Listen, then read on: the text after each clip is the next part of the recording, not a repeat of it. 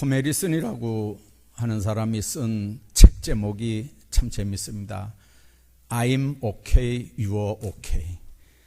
머리 나쁜 사람도 잘 안 잊어버리겠죠. 책 이름이 그렇습니다. I'm okay, you're okay.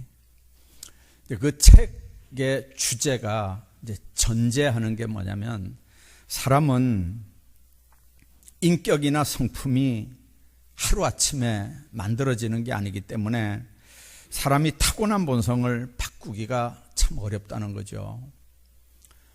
이제 유아 심리학 공부하신 분들 기억하시겠지만, 이제 어머니 뱃속에 있는 10달 동안 기본적인 성격이나 모든 것들이 거의 다 결정이 되고요. 이제 태어나면서부터 만 7살 정도 되면 이제 평생을 살아갈 수 있는 이제 기본 인격이나 성격은 다 만 7살 전에 이렇게 결정된다고 얘기를 하거든요. 자, 근데 그 톰 해리슨 하는 얘기가 뭐냐면, 그렇게 타고난 본성 바꾸기가 어렵지만 3가지 어떤 상황이 생기면 사람이 달라지는 것도 가능하다는 거예요. 자, 타고난 본성 바꾸기가 그렇게 어려운데 바꿀 수 있는 3가지 요건이 뭘까요? 첫째는 아주 어려운 고통을 당하면 사람이 달라진대요. 지식과 의지를 다 버릴 정도의 환난이나 고통을 당하면, 내가 알았던 게 다가 아니구나, 내가 믿었던 게 다가 아니구나, 내가 의지하는 게 다가 아니구나 하면서 그 고통 가운데 다 내려놓는 거죠. 그리고 자기라고 하는 걸 뜯어 고치는 거예요. 자기라고 하는 걸 바꾸는 거예요. 여러분들, 그렇게 당하기 전에, 그런 어려운 일들, 어려운 고통을 당하기 전에 그 알량한 지식, 알량한 경험 내려놓으면 오히려 그거 안 당할 수도 있는데요, 사람들은 미련해서 당하고야 내려놓거든요. 해리슨이 얘기하는 2번째, 소망이 끊어질 때 달라진다고 그래요. 사람이 자녀에게 소망을 걸고 남편에게 소망을 걸고 누군가에게 소망을 걸었는데 그 소망의 줄이 끊어지면요, 인생이 달라지는 거예요. 가치관이 달라지는 거예요. 지식이나 경험으로 볼 때 이제 다 끝났다 싶을 때, 이제 더 인간적으로 무슨 의지하고 무슨 붙잡을 뭔가가 다 없어져 버릴 때, 인간의 능력과 의지의 한계를 넘어서는 걸 느낄 때 비로소 궤도 수정을 한다 그러죠. 이건 아니구나, 여태까지 내가 잘못 살았구나, 이건 아니구나. 3번째, 해리슨이 얘기하는 건 유레카 스테이지에서 사람이 바뀌어진답니다. 이 유레카라고 하는 말은요, 헬라 말인데 찾았다는 말이죠. 옛날에 그 유명한 수학자 아르키메데스가 아르키메데스 원리를 발견했잖아요. 이 사람이 공중 목욕탕에 들어갔어요. 들어갔는데 자기 몸무게만큼 이렇게 물이 이렇게 흘러나올 거 아니에요. 넘쳐 나올 거 아니에요. 근데 처음에는 그걸 몰랐죠. 그냥 물속에 그냥 보통 들어간 거니까, 물속에 들어가서 보니까 물이 그 몸무게 때문에 이렇게 물이 차오르고 넘치는 거예요. 그때 유레카하면서 뻘거벗은 채로 목욕탕을 뛰어나와서 거리에서 유레카 했다는 거죠. 찾았다는 거죠. 늘 있는 일인데, 늘 경험했던 일인데도 어느 날 목욕탕 속에 내 몸이 들어가니까 그 부피만큼, 그 무게만큼 물이 넘치는구나. 그걸 통해서 유레카 찾아냈다는 거예요. 발견해냈다는 겁니다. 여러분들, 하나님 안에서 바뀌어지지 않는 인생들이 바뀌어질 수 있는 이 3가지. 오늘 본문에 보면 나다나엘이 그런 사람 중에 하나입니다. 친구의 소개로 그가 예수님 앞에 나오게 됐는데, 그를 보신 예수님이 그를 기뻐하면서 오늘 본문에 있는 말씀 보면, 보라, 이는 참으로 이스라엘 사람이라. 그 속에 간사한 것이 없구나, 그렇게 말씀하면서 그를 제자로 삼는다는 기사 내용이 오늘 우리가 읽은 말씀이거든요. 자, 간사함이 없다고 할 때 그 간사라고 하는 말의 헬라어는요, 도로스라고 하는 말입니다. 이 말의 원래 뜻은 고기를 잡을 때 쓰는 미끼를 얘기하는 거예요. 그러니까 간사라고 하는 건 함정이나 덫을 얘기하는 겁니다. 교활한 속임수를 얘기합니다. 이익을 얻기 위해서 남의 발뒤꿈치를 잡는 야곱의 속성, 속임수, 그런 걸 의미하는 거거든요. 따라서 간사함이 없다는 말은 이 사람은 함정을 파고 살지 않는 사람이다. 이익을 얻기 위해서 교활하거나 속임수를 쓰지 않는 사람이다, 그런 의미입니다. 여러분들, 그 많은 표현들, 얼마든지 칭찬할 수 있는 많은 말들이 있을 텐데 왜 예수님이 나다나엘에게 그런 표현을 했을까요? 그 말은 나다나엘이 허물 없는 완전한 사람이란 말도 아니고요, 실수가 없는 사람이란 말도 아니에요. 적어도 나다나엘은 남을 속이고 자신을 속이고 함정을 파고 미끼 같은 걸 던지는 그런 삶은 살지 않는 사람이라는 거죠. 그래서 지금 나다나엘을 주님께서는 함정을 파고 미끼를 던지며 사는 간사하고 교활한 그 당시에 많은 사람들과 지금 비교를 해서 이 사람은 세상에 그런 사람들하고는 다른 진짜 이스라엘 사람이다, 그렇게 지금 얘기하는 거거든요. 그때 나다나엘이 묻습니다. 48절에 보면 나다나엘이 이르되 어떻게 나를 아십니까? 예수님이 대답하죠. 빌립이 너를 부르기 전에 네가 무화과 나무 아래 있을 때 보았노라. 주님께서는 빌립을 통해서 지금 비로소 보는 게 아니고 그 전에 이미 무화과 나무 아래 앉아있는 나다나엘을 보고 계셨고 알고 계셨습니다. 그의 마음 속까지도 보셨고요. 여러분들, 지금도 예수 그리스도는 우리의 중심을 보시는 하나님인 걸 믿습니다.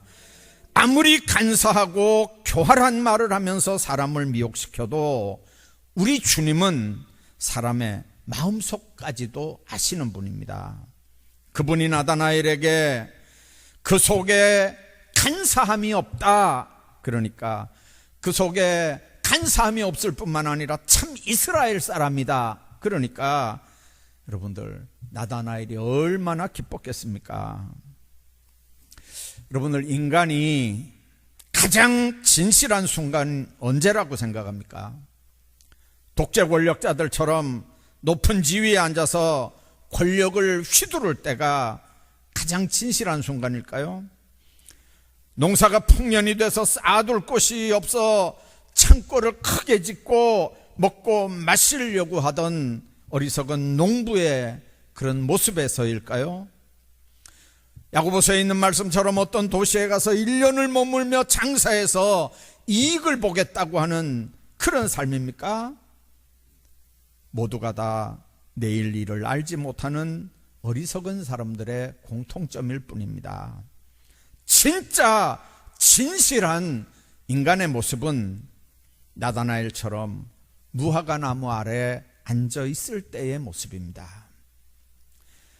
우리 하나님이 사람을 평가하는 건 그가 얼마나 많은 걸 가진 사람이냐, 얼마나 권력을 휘두르며 바쁘게 사는 사람이냐, 그게 아니고 무화과 나무 아래 앉아있는 나다나엘처럼 자기에 대해서, 인생에 대해서, 삶에 대해서 깊이 있는 생각을 할 수 있는 사람, 얼마나 진실한 모습으로 자기를 성찰하고 주님 앞에 머리를 숙일 수 있는 사람을 주님께서는 지금도 찾으십니다. 우리는 지난 한 주간 세상에서 앞만 보고 바쁘게 살다가 하나님의 은혜로 오늘 여기 예배의 자리에 앉아 있습니다. 여기는 우리가 진실하게 솔직하게 주님을 볼 수 있는 곳이고 동시에 내 삶의 의미를 발견할 수 있는 자리입니다. 내 사명을 새롭게 발견할 수 있는 곳이고요. 이 자리는 주님이 나의 모든 문제와 아픔을 불꽃 같은 눈으로 감찰하시고 치유하시는 곳이고 동시에 가장 깊은 마음을 알아주시고 어루만져 주시는 영적인 무화과나무 아래 같은 곳입니다. 그래서 여기가 바로 우리가 이 세상에서 나다나엘처럼 주님과 만나는 축복의 무화과나무 아래가 되기를 축복합니다. 오늘 본문을 중심으로 나다나엘이 주님을 만나는 과정을 한번 살펴보면서 은혜를 나누려고 합니다. 말씀을 통해서 자신의 신앙의 현 주소를 발견하고 그 자리까지 찾아주시는 주님을 만나는 역사들이 있기를 바랍니다. 먼저 나다나엘은 무화과나무 아래 앉아 있었다 그랬습니다. 예수님이 오시기 전에 빌립에 의해서 예수님께 인도받아 오기 전에 그 전에 벌써 그는 무화과나무 아래 앉아 있었습니다. 곡식도 찬바람이 불고 성장이 멈추면서부터 성숙이 시작되는 거거든요. 모든 성숙은 뛰어가는 데서 생기는 게 아니고 정지하는 곳에서부터 시작이 됩니다. 나다나엘의 인생이 복을 받을 수 있었던 것은 그가 무화과나무 아래 정지할 수 있었기 때문입니다.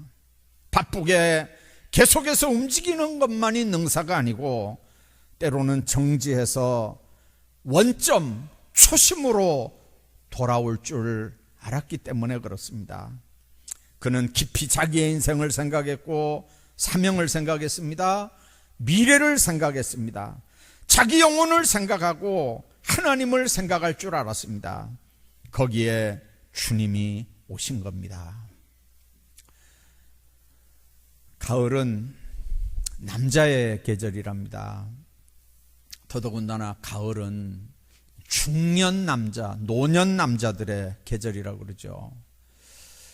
갑자기 온도가 떨어지고 이렇게 되면 이제 몸이 건강하셨던 분들도 아침 저녁으로는 이제 몸이 찌부둥해지고 말을 잘 안 듣게 됩니다. 여러분들 몸이 말을 안 들을 때 뭔 생각을 합니까? 내가 이제 다 됐나 보다. 솔직하게 여러분들 지혜롭게 생각하시기 바랍니다. 예. 몸이 자꾸 아프면 왜 아플까? 이렇게 하지 마세요. 우리 어머니도 보니까 96세인데도 왜 이렇게 아프나? 왜 이렇게 아프나 그래요. 그래서 내가 듣다가 연세가 96세잖아요. 그러니까 아프죠. 그러니까 되게 섭섭해 하시더라고요. 섭섭해 할 거 없어요. 왜 아프냐면요. 고물이 돼서 아픈 거예요. 그러면 여러분들 이제 난 다 됐구나. 그렇게 살아야 됩니까? 다 됐으면 여러분들 지혜롭게 생각하셔야 돼요.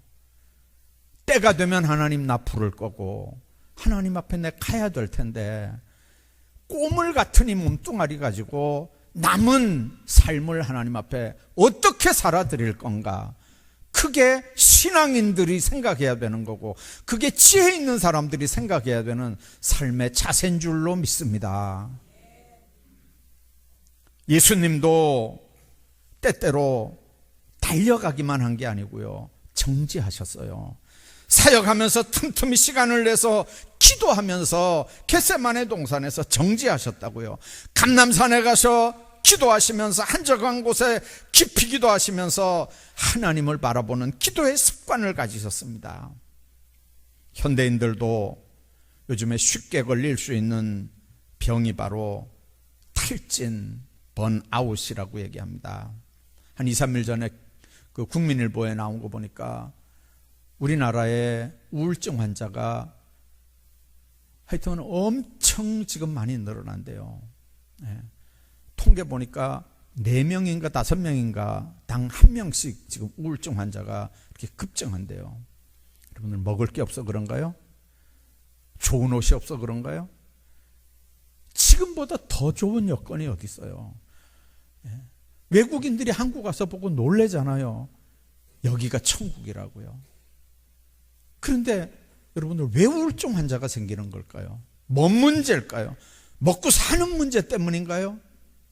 그럴 수도 있겠지만 왜 의욕이 사라지고 너무 바쁘게 일하다 보니까 그 속에 모든 있는 힘까지도 다 이렇게 쏟아져 나가고 완전히 힘이 쭉 빠지는 탈진하는 그런 경험들 다 해보셨지 않습니까? 이제 그거 해결하겠다고 여행을 가고, 그거 해결하겠다고 무슨 쇼핑을 하고, 그거 해결하겠다고 어떤 사람들은요 과식을 합니다. 그러면서 스트레스 풀거든요. 그러나 여러분들, 아무리 바빠도 무화과 나무 아래 앉아있는 그런 시간들을, 그런 과정들을 생략하지 않길 바랍니다. 아무리 바빠도요, 영적으로 무화과 나무 아래 앉아있는 시간들을 가지셔야 됩니다. 정지하는 조용한 그 시간은 절대로 손해보는 시간이 아닙니다. 잃어버리는 시간이 아닙니다. 놀라운 영적인 힘을 회복하는 시간입니다. 아무리 바쁘게 살아도 하루에 적어도 한 번 정도는 여러분만의 영적인 무화과 나무 아래 앉으셔야 합니다. 그렇지 않고는 영적인 힘을 얻을 수가 없습니다. 가정에서도 자녀들을 그들의 무화과 나무 아래 가게 부모들이 신앙적으로 권면하시기 바랍니다. 얼마나 공부하는데 고생들을 합니까? 그들의 영혼도 안식이 필요한 거잖아요. 생명의 말씀, 하나님의 말씀을 듣고 재충전하는, 충전받는 그런 무화과 나무 아래가 우리 자녀들에게도 필요한 거거든요. 그래서 하나님을 만나게 하시고 새로운 지혜와 용기를 얻게 하시고 새로운 은혜를 받고 새로운 능력을 받아서 승리할 수 있도록 자녀들을 권고해 줘야 됩니다. 영어 단어 하나 더 많이 아는 게 지금은 문제인 것 같은데요. 그러나 여러분들, 무화과 나무 아래 앉을 줄 알아야 합니다. 무화과 나무 아래 앉을 줄 모르는 자녀들 평생을 자기 편견과 고집으로 사는 사람이 됩니다. 하나님의 말씀도 안 듣고 어른들 말씀도 안 듣고 이웃 말씀들도 안 듣는 그런 사람들은 인간관계에서도요 트러블 메이커가 돼요. 불통입니다. 희망이 없습니다. 부모 말 안 듣고 하나님 말씀 안 듣고 이웃 말 안 듣는 사람이 여러분들 직장생활 온전하게 할까요? 우리가 무화과 나무 아래 있을 때 주님은 우리 중심을 보시는 분입니다. 기쁨으로 무화과 나무 아래 앉기를 즐거워하는 복된 성도들이 다 되시기를 주의 이름으로 축복합니다.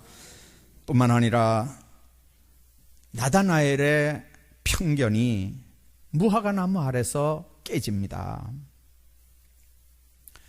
주님 앞으로 나아가는 일은 물론 빌립이 안내는 했지만 굉장히 용기가 필요했고 결단이 필요했습니다. 결단한다는 게 쉬운 게 아니거든요. 왜 그렇습니까? 그에게는 편견이라는 게 이미 있었어요. 선입견이 있었어요. 그게 46절에 기록되는 말씀입니다. 46절 한번 보십시오. 나다나엘이 이르되, 필립한테 하는 얘기죠. 나사렛에서 무슨 선한 게 날 수 있느냐? 나사렛 예수라니까 나사렛에서 무슨 선한 게 날 수 있겠느냐는 거죠. 빌립이 그런 상황에서 뭐라고 얘기를 하겠습니까? 네가 와서 보라는 거죠. 여러분들, 나다나엘이 영적 갈망은 있었어요. 그러니까 무화과 나무 아래 앉았죠. 근데 예수 만날 때는요 영적 장애물들이 있었어요. 그게 편견이에요. 그게 선입견이에요. 나사렛에서 무슨 선한 게, 이게 나다나엘이 예수님께 가까이 나가려고 하는 장애물입니다. 그도 그럴 것이, 나사렛은 당시에 우리말로 아주 후진 동네입니다. 거기 사는 사람들 대체로 가난했고 무식했고 고집은 셌고 사투리는 심했고 교양은 없고 그런 사람들이거든요. 그래서 나사렛이라고 하면요, 지긋지긋하다는 뜻으로 나사렛에서 무슨 선한 게 날 수 있느냐, 그렇게 얘기하는 거죠. 자, 그런 선입견을 깨고 주님은 나다나엘을 만나 주셨고, 그를 가로막고 있는 장애물과 편견들을 제거해서 똑바로 주님을 만나게 해 주셨던 걸 우리가 봅니다. 우리는 내가 주님을 만난다고 하지만요, 인간 쪽에서 하나님께로 나아가는 건 다른 종교가 하는 얘기고, 우리 기독교에서는요, 내 쪽에서 하나님께로 나아가는 게 아니고요, 하나님께서 나를 찾아오시는 거예요. 하늘 보좌를 버리고 육신을 입고 인간의 몸으로 성육신하신 그 예수님은 지금도 부활승천하셔서 성령 보혜사 성령으로 다시 오셔서 우리를 찾아주시는 줄로 믿습니다. 나다나엘의 눈을 가로막고 잘못된 선입견이 제거되고 그가 예수님을 볼 수 있을 때 그의 입에서 나온 말이 뭡니까? 당신은 하나님의 아들이요 당신은 이스라엘의 임금입니다 하는 고백이 나오는 거죠.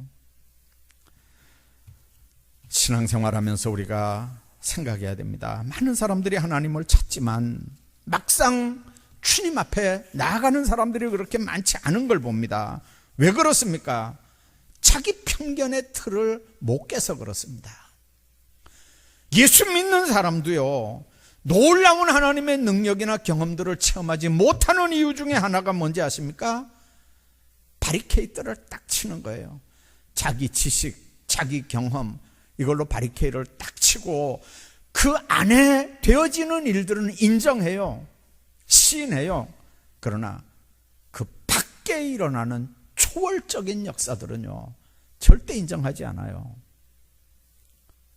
여러분들, 조그마한 신학 지식 가지고, 조그마한 믿음의 분량 가지고, 세상 경험 가지고 절대 그런 일은 없다는 거죠. 없긴 왜 없어요? 자기가 체험 못하는 거지. 하나님은 살아 역사하시는 하나님인 줄로 믿습니다.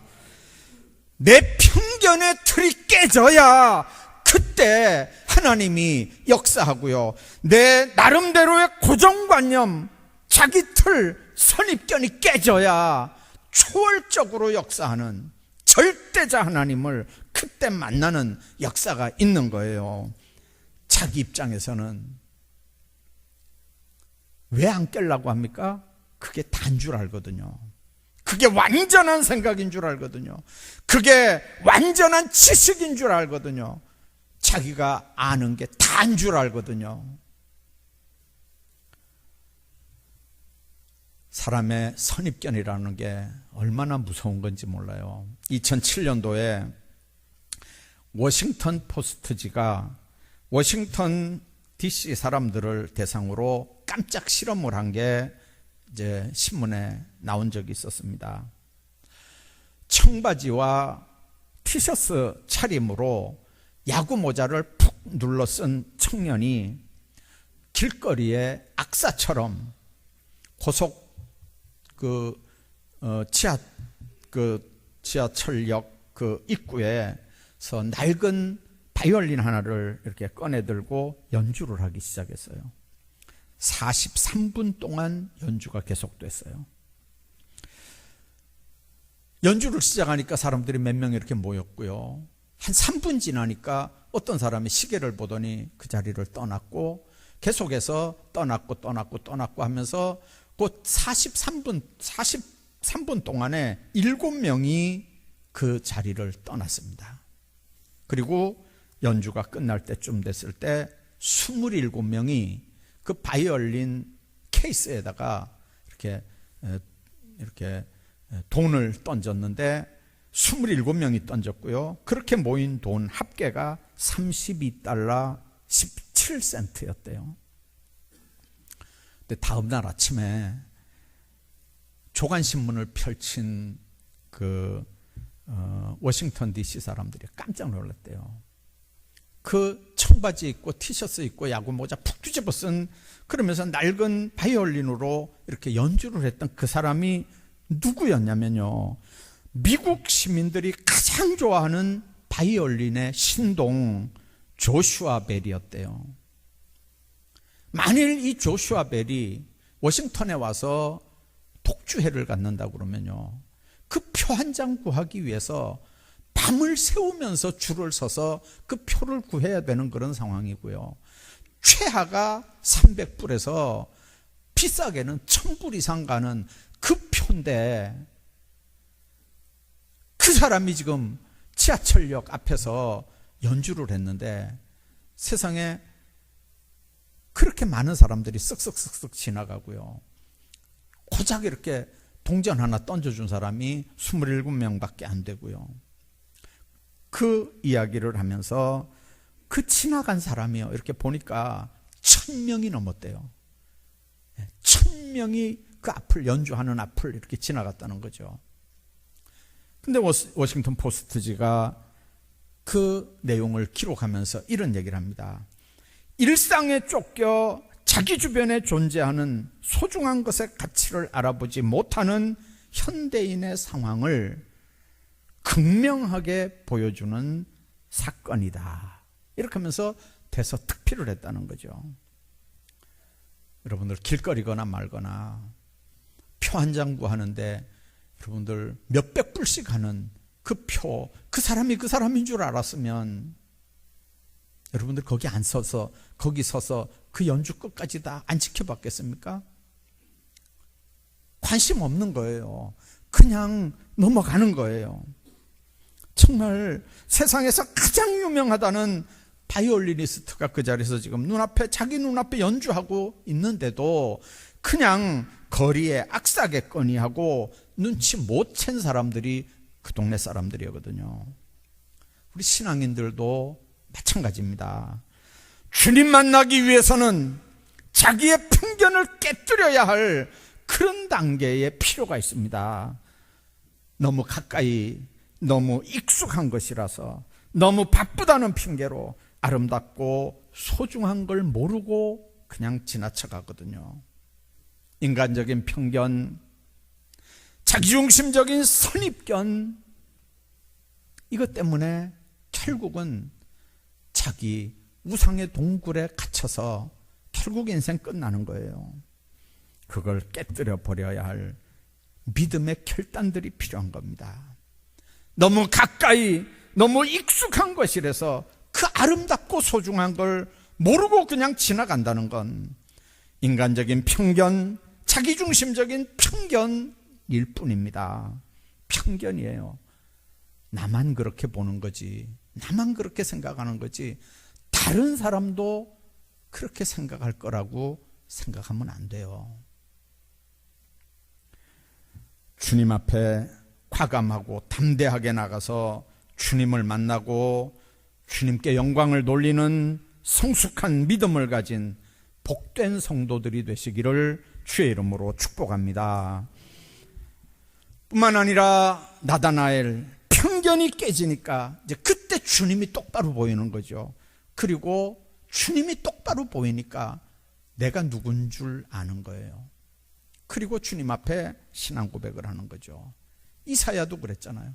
하나님이 보이고 하나님의 역사가 앞에 자기가 세워지니까 자기가 누군 줄 아는 거예요. 모든 신앙의 사람들은 다 그렇습니다. 자기 혼자 할 땐 자기가 대단한 줄 아는데 예수라고 하는 거울에, 말씀이라고 하는 거울에 자기가 딱 비춰져 보면 자기가 누군 줄 알거든요. 49절에 나다나엘이 대답합니다. 랍비여, 당신은 하나님의 아들이시오, 당신은 이스라엘의 임금이로소이다. 무화과 나무 아래 있던 나다나엘이 주님을 만난 후에 주님께 이렇게 신앙 고백하는 사람이 됐습니다. 주님을 만난 사람들은 반드시 주님 앞에 귀한 믿음의 고백들을 하게 돼 있습니다. 왜냐하면 그때 이제 주님이 누군 줄 알고, 주님이 누군 줄 아니까 자기가 누군 줄 그때 이제 비로소 보이는 거예요. 여러분들 거울 앞에 없으면요, 자기는 대단한 줄 알아요. 근데 거울에 비춰진 모습들을 보면 여러분들 정말 대단하잖아요.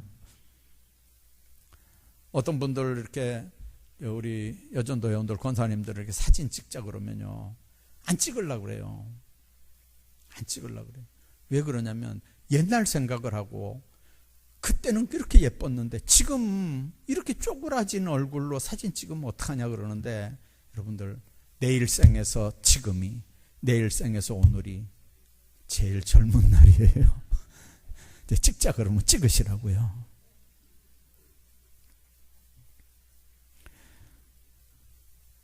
여러분들 나만 장군 알잖아요.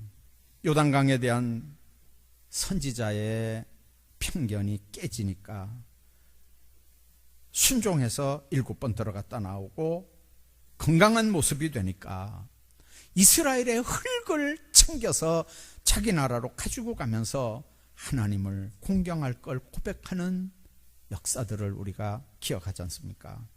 의심 많던 도마도 다혈질 베드로도 모두 주님을 제대로 만난 후에는요, 온전한 신앙 고백들을 했어요. 그냥 랍비가 아니고요, 그냥 이스라엘의 선생이 아니고요, 예수 그리스도예요. 주님이에요. 그분은 살아 역사하시는 하나님이고 하나님의 아들이에요. 똑바로 예수님을 만난 사람들은 그렇게 똑바로 신앙 고백들을 하는 거예요. 그 앞에 내 편견이 깨지고 주님이 고백되지는 순간, 그때가 바로 우리가 주님 앞에 바로 설 수 있는 축복의 순간이 되는 줄로 믿습니다. 그래서 무화과나무 아래 앉아서 기도와 명상을 하던 이름 없는 이 가나안 청년 나다나엘이 주님께 나와서 믿음을 고백하면서 나다나엘이 드디어 바돌로메라고 하는 예수님의 제자로 이름까지 받게 되는 걸 우리가 알잖아요. 주님 만나기 전에는 나다나엘이에요. 그러나 주님 제대로 만나고 신앙 고백 제대로 했다면 이름이 나다나엘이 아니고 바돌로메가 된다니까요. 우리도 기도하고 찬양하면서 주님의 크고 위대하심을 주님 앞에서 고백할 수 있기를 바랍니다. 우리의 고백을 통해서 우리 삶들도 주님께 붙들린 복된 삶이 되기를 주의 이름으로 축복합니다. 세상적인 일로 바쁜 나날들을 보냅니까? 무화과나무 아래로 오시기 바랍니다. 무화과나무 아래 있을 때 거기서 주님을 만날 수 있습니다. 기도의 자리, 말씀의 자리로 나오십시오. 무화과나무 아래 있을 때 우리 삶은 비로소 새로운 활기를 얻게 됩니다. 무화과나무 아래 있을 때 비로소 우리 삶이 성숙해집니다. 불꽃 같은 눈으로 우리 중심까지도 헤아리시는 주님 앞에서 우리에게 간사함이 없음을 검증받으시기를 바랍니다. 그래서 우리의 편견과 고집들이 산산조각이 날 수 있기를 바랍니다. 이번 결실의 계절 가을에 무화과나무 아래 주님을 만난 나다나엘처럼 우리도 이곳에서부터 새롭게 출발하고 새롭게 주님을 만나서 새로운 고백과 감격이 넘치는 은혜가 풍성한 삶들 사시기를 주의 이름으로 축복합니다.